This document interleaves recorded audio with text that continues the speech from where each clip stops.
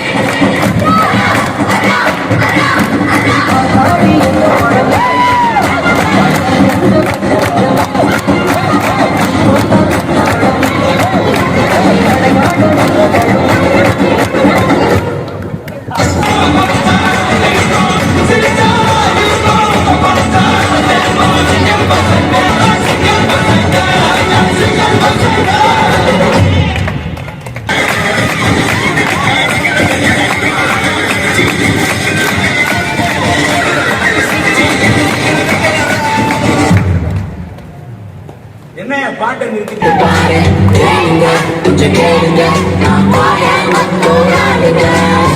மண்வாசம் கூட சேர்ந்து மரியாதையும் பேசுங்க.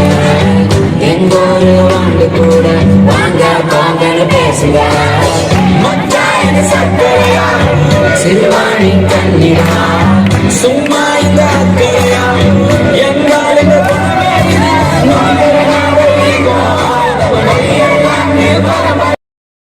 ஒரு ட்ரெய்லர் இந்த வேர்ல்ட் டூர் ஆரம்பிக்கிறப்போ ஒரு ட்ரெய்லர் விட்டோம். அதாவது அந்த ட்ரெய்லர்லேயே அதுக்கான pretty much எக்ஸ்பிளனேஷன் இருக்கு. அதாவது டிராகன்கள் பொதுவாக டிராகன்கள் திரும்புவதில்லை, ஒருவேளை திரும்பினால் அப்படிங்கிறது தான் இந்த ரிட்டர்ன் ஆஃப் த டிராகன். ஆர்டிஸ்டா இந்த கோவை தெருக்களிலே ஆரம்பித்து கொஞ்சம் கொஞ்சமா அப்படியா ஓகே. ப்ரோக்ராம் வந்து கொடிசியா கிரவுண்ட்ஸ்ல நடக்குது. அண்ட் நேற்று அதுக்கு தான் வந்திருந்தோம் இந்த பத்திரிகை சந்திப்பு. இன்னைக்கு நேற்று வந்து என்னன்னா மொத்தமா லொகேஷன் ப்ரோக்ராம் வந்து கொடிசியா கிரவுண்ட்ஸ்ல நடக்குது. அண்ட் இன்னைக்கு ப்ரெஸ் மீட். நேற்று வந்து முழு நாள் எதுக்கு ஸ்பெண்ட் பண்ணோம்னா இந்த இடத்த வந்து பார்த்துட்டு எங்கேருந்து எப்படி வருது. ஏன்னா வந்து பொதுவாகவே வந்து இப்போ எங்களோட கான்செப்ட் வந்து கொஞ்சம் ஒரு ரெகுலராக ஒரு திரைப்பட இசையமைப்பாளரோட கான்செப்ட் கிடையாது. நான் ஒரு இண்டிபெண்டன்ட் ஆர்டிஸ்ட், ஒரு இண்டிபெண்டன்ட் ஆர்டிஸ்டோட கான்செப்ட் மாதிரி தான் இருக்கும். ஸோ அது பார்த்தீங்கன்னா வந்து இந்த கான்செப்ட் பற்றி நான் ஒரு ப்ரீஃப் அண்ணன் கேட்டனால டோட்டல் ப்ரீஃபாக சொல்லிடுறேன். நேற்று வந்து இடம்லாம் பார்த்தோம், கொடிசியா கிரவுண்ட்ஸ் தான் இடம். ஸோ பார்க்கிங் செக் பண்ணோம், ஃபுல்லாக ரெக்கி போனோம். அண்ட் ரெண்டு ஆர்கனைசர்ஸ் வந்து அவங்கள படாத பாடுபடுத்திட்டோம்னு நினைக்கிறேன். இல்லை ஏன்னா பட் அது ஏன்னா மக்கள் எங்களை நம்பி வரப்ப நாங்கள் இவங்களை நம்பி வரோம். ஸோ அதனால எல்லாருக்கும் அது ஒரு சூப்பர் எக்ஸ்பீரியன்ஸாக இருக்கணுங்கிறதுக்காக நேற்று ஃபுல்லாக ஸ்கவுட் பண்ணோம். அண்ட் அவங்க பொறுமையாக காலையிலேருந்து ஃபுல்லாக டே ஃபுல்லாக எல்லா இடத்தையும் பார்த்து இது பண்ணி செப்டம்பர் 8க்கு பக்காவாக ரெடி பண்ணியிருக்கோம். அண்ட் வர வழியில் இப்போ ரீசெண்டாக கன்ஸ்ட்ரக்ஷன்ஸ் ஆரம்பிச்சிருக்காங்க இங்கே. ஸோ அந்த கன்ஜெஷன்லாம் இருக்குது. ஸோ கான்சர்ட்டுக்கு வரவங்க ஒரு அரை மணி நேரம் முன்னாடியே பிளான் பண்ணி வர்றது கரெக்டாக இருக்கும். ஸோ இதெல்லாம் செக் பண்ணிக்கிட்டோம்.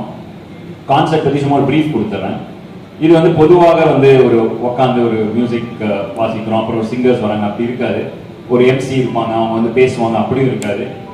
இது இந்த கான்செப்டை பொறுத்த வரைக்கும் 3 மணி நேரம் நான் மட்டும்தான் இருப்பேன் ஸ்டேஜில். என் கூட நீங்கள் எல்லாரும் சேர்ந்து ஹாப்பியாக என்ஜாய் பண்ணுறது தான் இது. எம்சியும் நானே, பர்ஃபார்மரும் நானே, அங்கே வந்து டான்ஸரும் நானே, எல்லாமே நானே. ஸோ என் கூட வந்து பேசிக்காக வந்து இது வெஸ்ட்டில் ரொம்ப பாப்புலர். ஒரு ஒரு டிராவல்ஸ் ஸ்பாட் கான்சர்ட் பார்த்துருப்பீங்க. அந்த மாதிரி கான்சர்ட்ஸ் வந்து ரொம்ப இதுதான் நாம. இங்கே வந்து மியூசிக் டைரக்டர்ஸ் கான்சர்ட் வந்து நிறைய நடக்கும். ஸோ அது ஒரு ஃபார்மேட்டில் இருக்கும். அந்த ஃபார்மேட்டில் இந்த கான்செப்ட் கண்டிப்பாக இருக்காது. அதனால இதோட அரேஞ்ச்மெண்ட்ஸ், டிக்கெட் அரேஞ்ச்மெண்ட்ஸ் பார்த்தீங்கன்னாலே தெரியும். ஃபுல்லாக ஃப்ரண்ட்டில் முடிந்த அளவுக்கு எல்லாரும் ஸ்டாண்டிங் இதுதான். அப்புறம் வந்து நான் ஃபுல்லாகவே ஸ்டாண்டிங். ஃபார் எக்ஸாம்பிள் வெம்ப்ளி, இப்போ லண்டன் வெம்ப்ளியில் வந்து ஃபுல்லாகவே ஸ்டாண்டிங், ஸ்டாண்ட்ஸில் மட்டும்தான் சீட்டிங். ஏன்னா என் கான்செர்ட்டுக்கு வரவங்க பொதுவாகவே அது ஒரு வைப்பில் இருக்கும். ஸோ அதனால் வேற ஒரு எக்ஸ்பெக்டேஷனில் இருக்கும். ஸோ அதனால அப்படி தான் பிளான் பண்ணோம். பட் ஃபேமிலி க்ரௌட், அதாவது படங்களில் நடிப்பதுனால சின்ன பசங்க அண்ட் கொஞ்சம் எல்டரான லேடிஸ் இவங்க எல்லாமும் கன்சிடர் பண்ணுங்க, அவங்களும் ஃபேன்ஸ் அப்படின்னு சொல்றப்ப இது எல்லாருக்குமான ஒரு இடமா இருக்கணும்னு சொல்லிட்டு முடிந்தவரை அது ஏற்ற மாதிரி கஸ்டமைஸ் பண்றோம். அதாவது சைட்ஸ்ல சீட்டிங்ஸ் இருக்கு.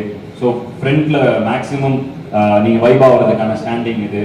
அதுக்கப்புறம் ஒரு கோல்டு சீட்டுன்னு ஒரு 30 ஃபீட் ஸ்பேஸ் விட்டு ஒரு கோல்டு சீட்டிங் ஏரியா வச்சிருக்கோம்.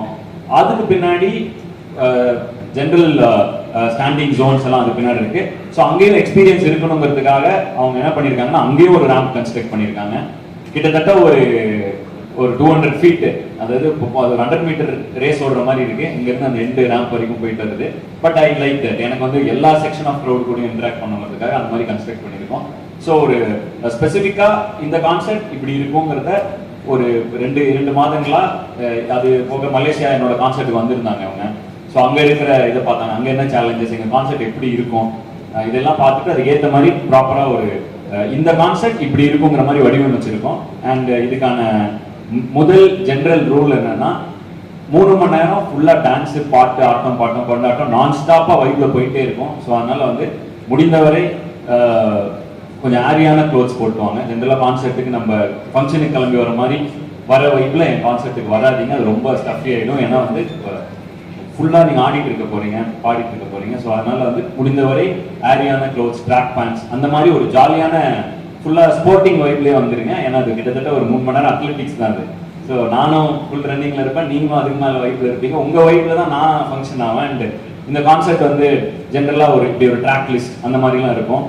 இவங்க அதெல்லாம் பார்த்து ஷாக் ஆகிட்டாங்க. மலேசியாவில் ட்ராக் லிஸ்ட்லாம் கிடையாது. Band, back to old school days. ஒரு பேண்டு, டிஜே அண்ட் நான் and with the flow concept போயிட்டே இருக்கும். நீங்க என்ன வைப் ஆகுறீங்களோ அதுக்கேற்ற மாதிரி நான் இன்னும் வைப் ஆவேன். அண்ட் திடீர்னு கட் பண்ணுவோம், ரிப்பீட் வருவோம். And no +1s in pop Tamil concept. +1 tracks இருக்காது.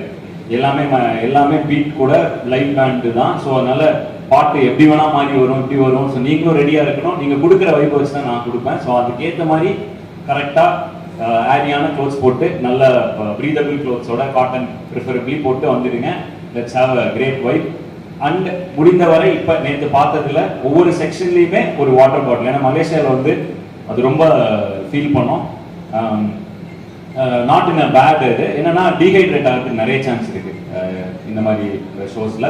ஸோ முடிந்தவரை ஒவ்வொரு பிளாக்லையுமே வாட்டர் கவுண்டர்ஸ் வச்சிருக்கோம். அண்ட் வாட்டர் பாட்டில்ஸ் வந்து ஃபுட் ஸ்டால்ஸ் வந்து ஏன்னா இது ஒரு பிஸ்னஸ், ஸோ நான் அங்கே கை வைக்க முடியாது. பட் அவங்க கிட்ட என்ன ரிக்வஸ்ட் வச்சுன்னா வாட்டர் பாட்டில்ஸ் மட்டும் எக்ஸார்பிட்டன்ட் ரேட்ல, ஏன்னா கான்செர்ட்னு வரப்போ அது லாஜிஸ்டிக்ஸ் செலவு அதெல்லாம் இருக்கும். ஸோ வாட்டர் பாட்டில்ஸ் வந்து முடிந்த அளவு தரமான விலையில், சரியான விலையில் அவங்க ப்ரொவைட் பண்ணுங்க அப்படின்னு கேட்டிருக்கேன். ஏன்னா I don't want my fans to be dehydrated. வரவங்க ஃபுல் என்ஜாய்மெண்ட்ல இருக்கணுங்கிறது என்னோட இது. அந்த ரிக்வஸ்ட்டும் ஏன்னா அவங்க இவ்வளோ ஸ்பெண்ட் பண்ணி ஒரு கான்செர்ட் பண்றப்ப இந்த மாதிரி ரிக்வஸ்ட் இவங்க ஏற்றுக்கிட்டு இந்த கான்செர்ட் ஏற்ற மாதிரி அவங்க அதை செட் பண்றது வந்து எனக்கு உண்மையிலேயே ரொம்ப சந்தோஷமா இருக்கு.